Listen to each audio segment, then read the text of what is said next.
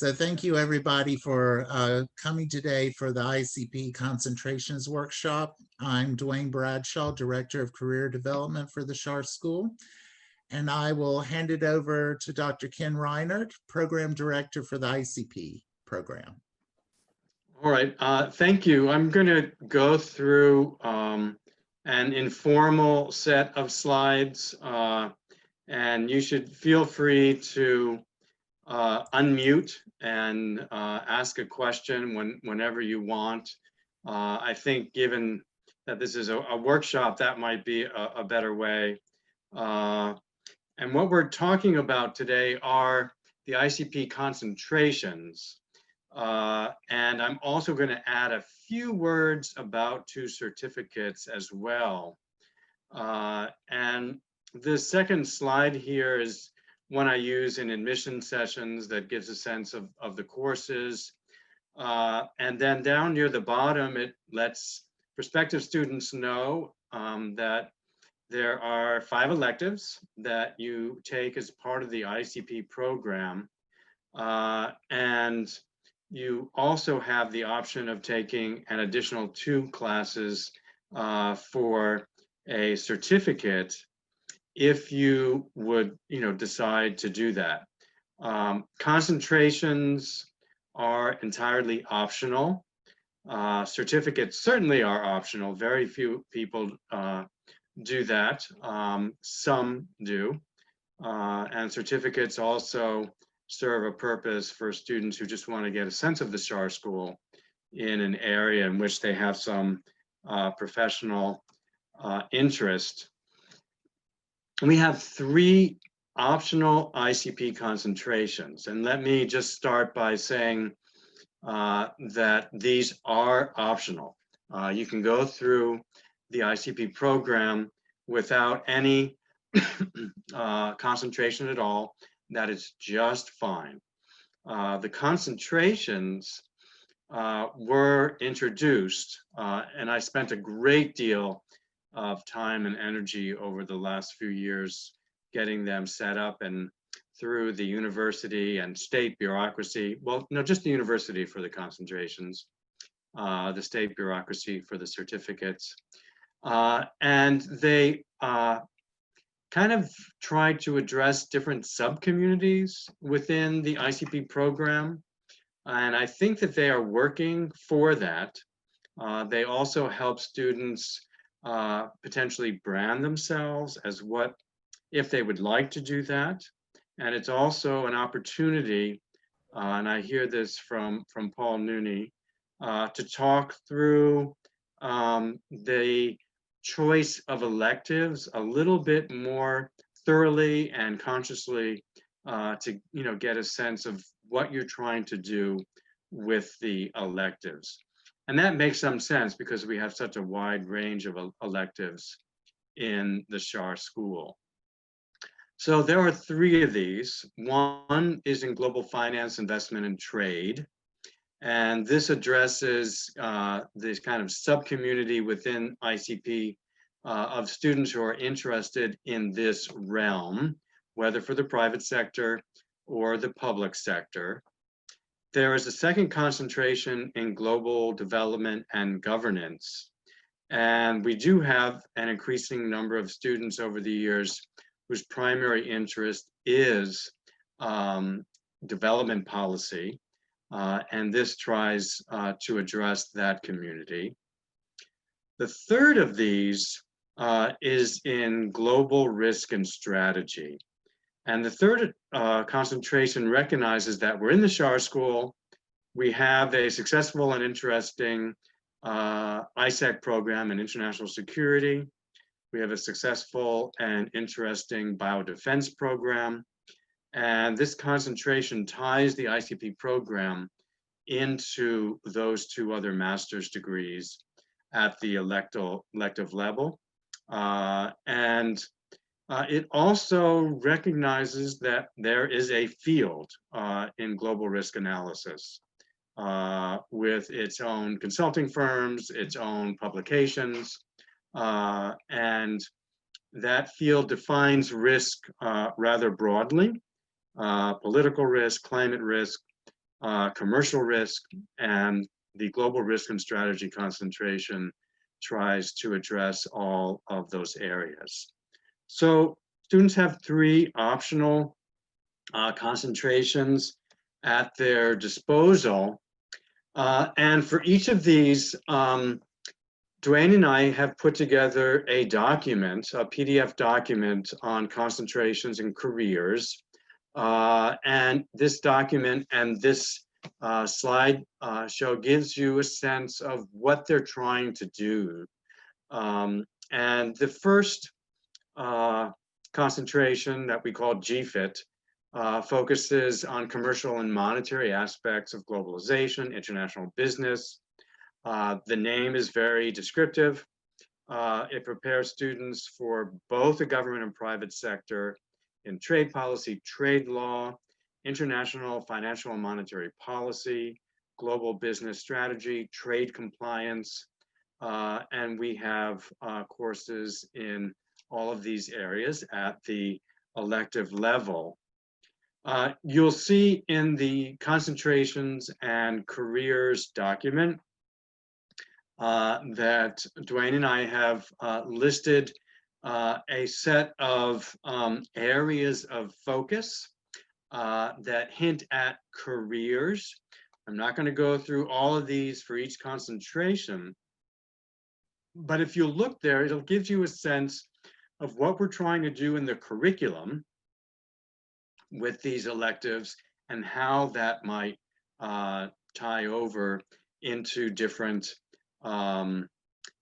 careers. Okay, the concentrations in career document also lists employers for each of the 3 concentrations, and this is something that Dwayne contributed. I did not, and that's another level for looking at each of these concentrations. So you will see that for each of these bullet points, there are potential employers as well, okay? So that's the global finance, investment, and trade concentration. Global development and governance, as I said, is trying to focus on students with an interest in development policy.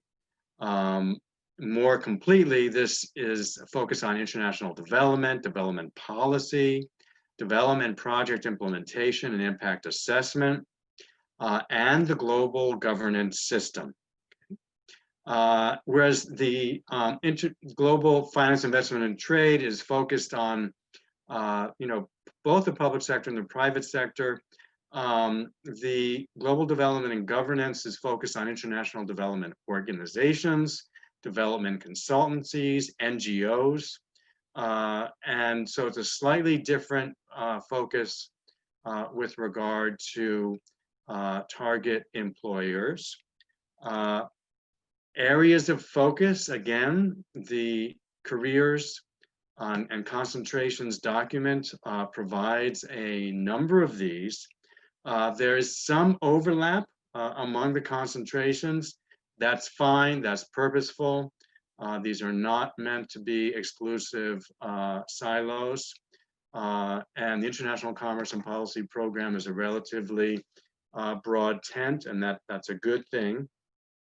But this list here of bullet points will give you a sense of the kinds of subject matters, the kinds of courses, and the kinds of careers that you might think about within the global development and governance concentration. Okay. So that's 2 of the concentrations. And the third is rather unique. It's on global risk and strategy. And the key thing here is it's focused both on commercial risks and non-commercial risks. Commercial risk might be such things as, balance of payments crises or exchange rate crises and the like. But risk analysis, in that profession looks a lot more broadly than that. It's not just commercial risk, it's not just political risk. Things like climate change, come in as well.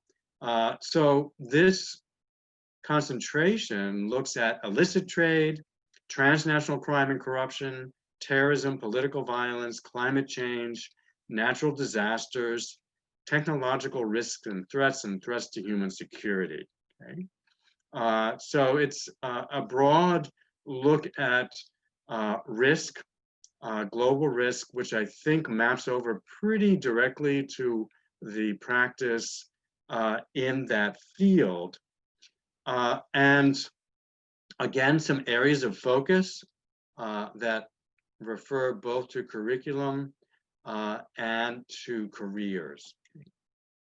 Now, I'm just going to say a few more things, and then I'll see if we need to answer some questions.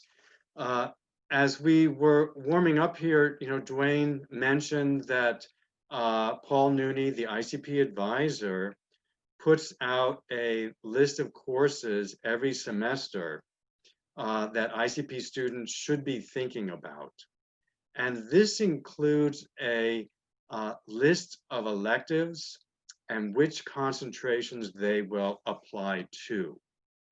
And Paul and I work very closely together in maintaining that list. And in fact, over the last 2 months, I went through it from beginning to end, consulted with other program directors in the ICP program. So it has been, I would not completely revamped, but it has been updated in a significant way. And this is something that will be ongoing between Paul Nooney and myself. And students sometimes get involved here. It is sometimes difficult for Mr. Nooney and I to keep our eyes on all the special topics courses in the school. And every once in a while, one pops up somewhere and a student flags us, emails us, we talk it through, and we might add that to the list. So this is not hard and fast. It keeps up with the changing special topics courses in the SHAR school. But for spring 2021, we have a newly revamped list. And in fact, we added something just this morning, around 8:30 this morning. And then Paul Nooney has sent out that email to you. So those emails are quite important. And he's presented it in a very understandable way. And along with, flagging courses relevant to the concentrations, it also flags courses, that you might be interested in outside of the concentrations. Some electives that might apply but aren't related to the concentrations. Let me pause there for a second. Well, a few seconds. Questions up to this point, anyone? And everyone feeling okay? Does anyone want to unmute and ask me a question? All right, so let me state again that the ICP concentrations in career documents goes to a level of detail below what I've done here and talks about specific employers in each of the 3 concentrations. Okay. There are also ICP related certificates that I just want to briefly mention. And some students with or without concentrations tack these on to the end of their ICP programs as a way of further identifying themselves in a particular area. And these are much more specific. And we now have 2 of these, both of which are very unique and are perhaps the only ones of their kind in the United States. That seems to be true for sure in the case of illicit trade analysis, but may also very well be true in the case of strategic trade. So we have two of these: strategic trade, illicit trade analysis. And I just want to say a few words about this. Strategic trade, to state this simply, is an overlap between the field of trade compliance and the field of national security. And this has to do with items crossing borders, either legally or illicitly, that are of defense lists, or on defense lists. And this is a very active community, both in the Washington, D.C. area and in various places around the world. And it has its own vocabulary, shall we say. We had an event with one of our corporate supporters, content enablers at the Schar School in this area. And despite being trade economists, I had a hard time following along with the vocabulary and acronyms. And there was a lot of talk about things like tank parts and the like that isn't a normal part of trade policy, but it's central to this area of strategic trade. We have a course in this, a new elective. It's taught by the editor of the Strategic Trade Journal and the founder of the Strategic Trade Institute. And this is a booming area for employment, as indicated on this slide. We also have a certificate in illicit trade analysis. This is an effort done in cooperation between the International Commerce and Policy Program and our TRAC Center, our Center on Terrorism, Transnational Crime, and Corruption. And it also is a cooperative effort with TRAC's new Anti-Illicit Trade Institute. And the Illicit Trade Analysis Certificate draws on Schar School courses in this area. And this has this relates to another subcommunity in trade that is an intersection between trade compliance, law enforcement, and national security. And we've had inquiries about this certificate from many places, and a lot of people hoping that this is something that we will move online so they can take the certificate remotely from other countries. And so this is another thing that is available to you beyond the concentrations that might be of interest. So concentrations are optional, but they are also an opportunity. There is an opportunity here to think about what you're trying to do academically and professionally. It's an opportunity to think about, well, within the realm of international commerce and policy, what am I mostly interested in? And what would I like to think about professionally? And also, where I might want to focus down for the long term. Let me begin to explore that in a fairly organized way by choosing electives. And that is one approach to electives. If you feel like, well, electives for me will be a process of exploration, and I'm going to explore all kinds of things. There's nothing wrong with that at all. You're getting a master's degree, you're furthering your education and career. Exploring at the elective stage is just fine. But we do have students who want to think about how they want to focus, and brand themselves in this process.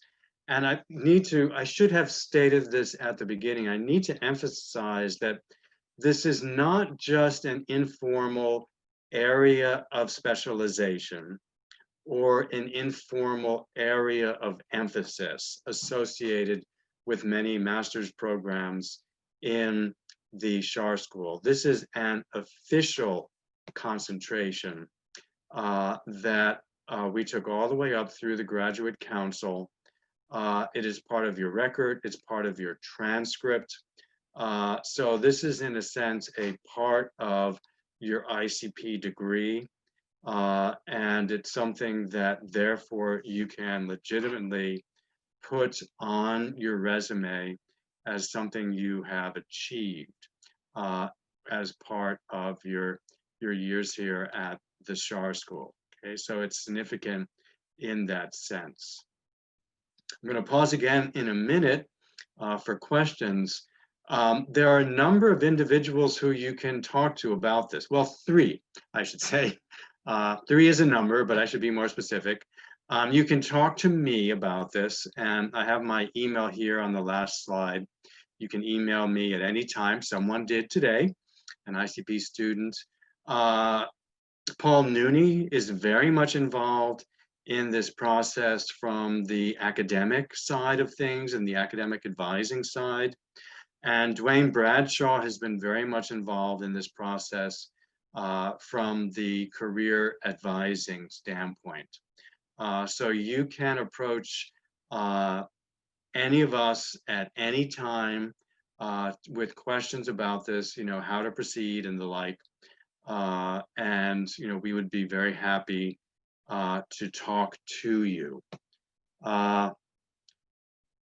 Questions from any of you about concentrations? Is there something we can help you with this evening? And we appreciate your being here on a weekday night for this. Questions, anyone? Do people feel? Hi, I actually have a question. Yes. I was kind of perusing LinkedIn, and I noticed someone that had a certificate of completion from the Schar School via content enablers. Is that something Right.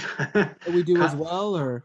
Content Enablers is a corporate partner of the ICP program, but they charge, except in one instance.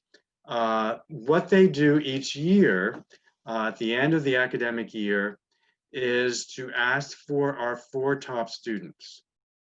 And the Content Enablers online course is then offered free to those 4 top students.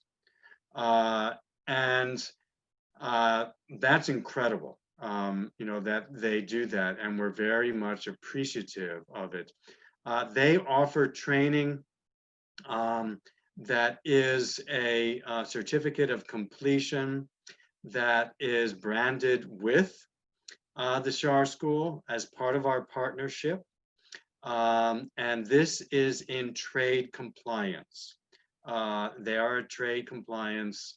Let me state this correctly. They are an online training corporation in the area of trade compliance.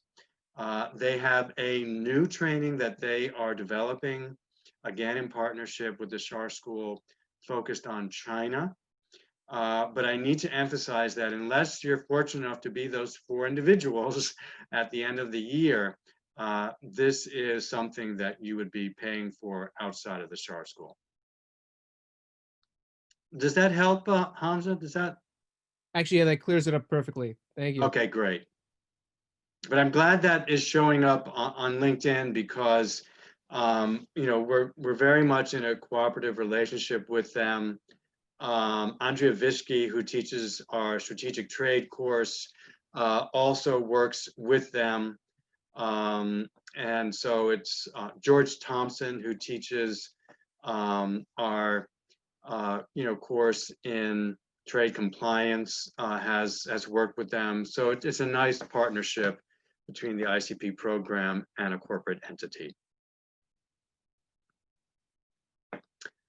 Other questions, anyone? Is there something we can help you with regard to concentrations?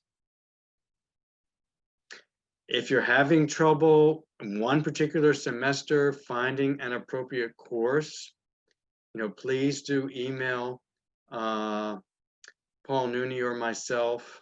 If you're wondering how these might leverage over into careers, please do email Dwayne Bradshaw.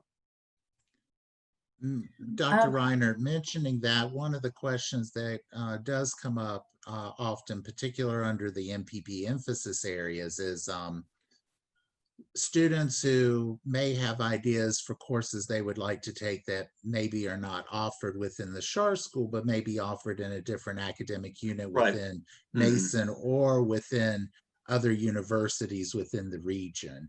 Yes. And I wanted to ask if that was permissible or not. On a case-by-case basis, yes, we don't put those on the list. But let me use an example I use quite often because it fits so well.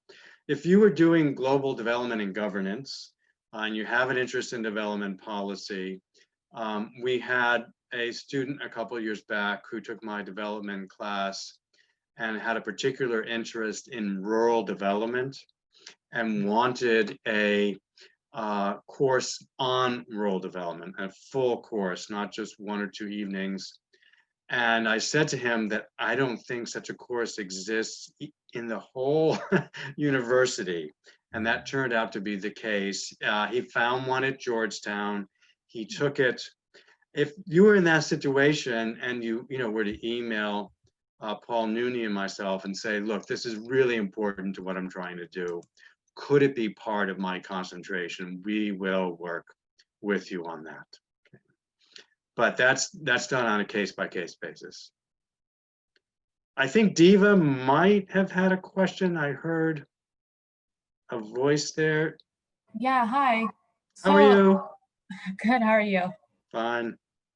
So I was going back and forth between for the concentration GRS, global risk and strategy, and because it just sounds very interesting, it's very broad, and that's what I did. I declared my concentration in that, but considering it seems like, because I always have questions on this particular concentration, and of course, like you said, it is a very unique concentration, and so trying to market myself out there in the workplace, it's been kind of hard navigating that, especially like right now I'm interning at FDIC, and it's a financial corporation, and so I've been looking at the other concentration. I don't want to butcher it, global finance, investment, and trade. So I'm kind of like back and forth, and I want to make sure I'm not making the wrong decision. And I know it's just a concentration, and I already took some electives for GRS. So is it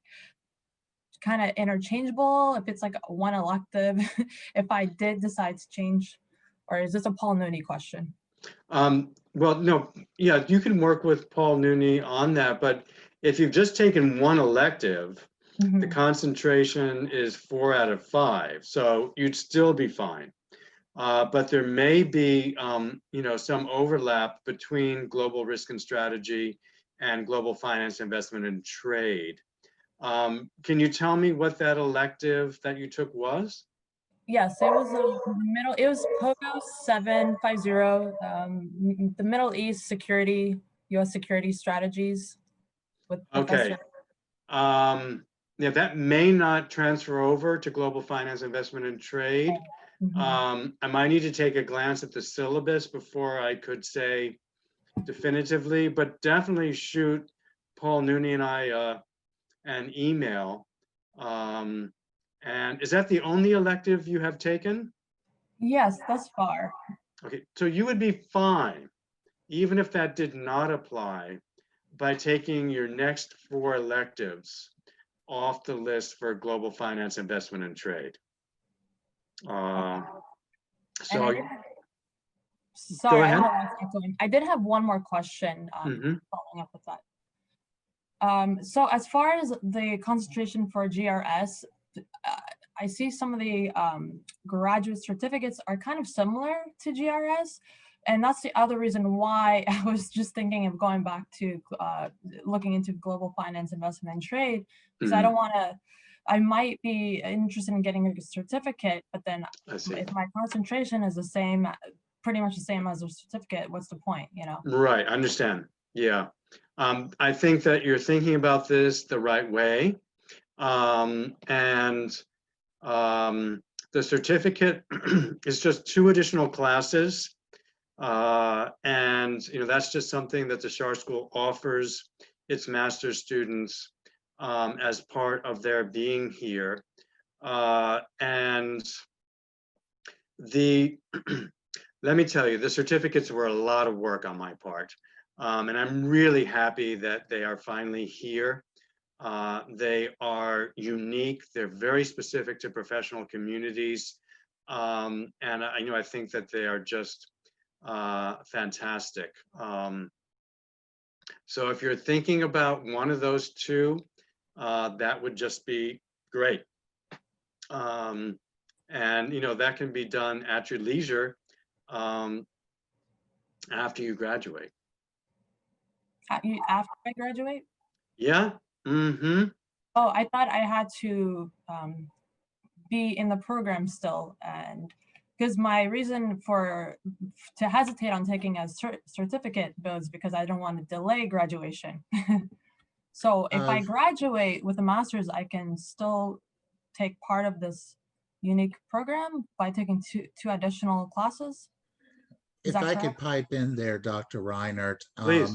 one of the requirements to be able to get a certificate along with a master's is you do need to submit to Paul Nudie the certificate form so that you're basically double dipping between the elective courses that you've taken for your concentration, and those would then also apply towards a certificate you would receive.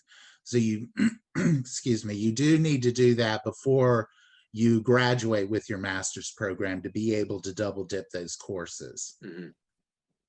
But I did not want you to think that your master's degree would be held up, by doing a certificate. I see. I thought because I could graduate this summer, but then if I do a certificate, then I wouldn't be able to graduate the fall 2021. And that was my concern. So I'm glad to hear that then. Yeah. See, I'm glad I joined. Yeah. But, Exactly. work with Paul to get that form filled out. So you would basically still graduate on time with your master's, but the elective courses that you took would still be applicable to the certificate that you would still be working on, and would graduate a semester later with the certificate. Mm-hmm. Yeah. Got it. Okay, makes sense. Thank you so much. You're very welcome. And good luck with the rest of the program. Other questions on concentrations and/or certificates? Everyone feel that they're all set? Looks like maybe they do. All right, Dwayne, should we stop there then? Yes, I would say we can go ahead and conclude. So I would like to thank everyone for attending, and special thanks to Dr. Ken Reinert, ICP Program Director. This has been recorded, and we will be posting the recording sometime in the near future on the Shar School website, and I will email the ICP students once that is up to be viewed. So thank you everyone for coming today. Thank you.